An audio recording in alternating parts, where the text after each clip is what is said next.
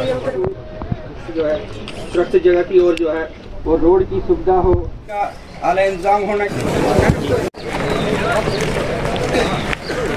Geologist की team environment का वही काम करते हैं सभी है। अभी तक प्रिलिमिनरी रिपोर्ट है, इसकी स्टडी की जा रही है और टीम्स भी आएगी उसकी स्टडी। प्रिलिमिनरी रिपोर्ट से यही ले लिया है जहाँ पर कि पानी और सीपेज से जो है उसका रहा है। अभी तक प्रिलिमिनरी रिपोर्ट है जिससे कि मास मूव करने लग गया, उसकी वजह से आगे बढ़े। बात ये है कि जैसे बहुत डिफरेंट जगह पे जैसे इंसिडेंट होता है, जिस इंसिडेंट की ग्रेविटी देखी जाती है उसमें डैमेजेस क्या है उसके अकॉर्डिंग एक गवर्नमेंट में रूल्स है, उसके रूल्स के अकॉर्डिंग मुआवजा दिया जाता है। और 25 तारीख को हुआ उस टाइम डीसी और एसएसपी साहब इमीडिएटली यहाँ आए। इन सभी लोगों को सबसे बड़ा अप्रिशिएट करना चाहिए आपको, डीसी और एसएसपी की टीम को, जो इन्होंने यहाँ पर किसी भी कैजुअलिटी के हुए बिना सबको शिफ्ट किया जो इनको किया। उसके बाद में इमीडिएट रहता है कि रिहेबिलिटेट करना, रिलीफ कैंप लगाया गया, लोगों को वहाँ पर खाने पीने रहने की व्यवस्था की गई, मेडिकल व्यवस्था की गई। उसके बाद में इन्होंने इसको स्टडी करवाया गया तो वहाँ जाने की किसी तरह की नौबत नहीं थी, नहीं जाने दिया गया।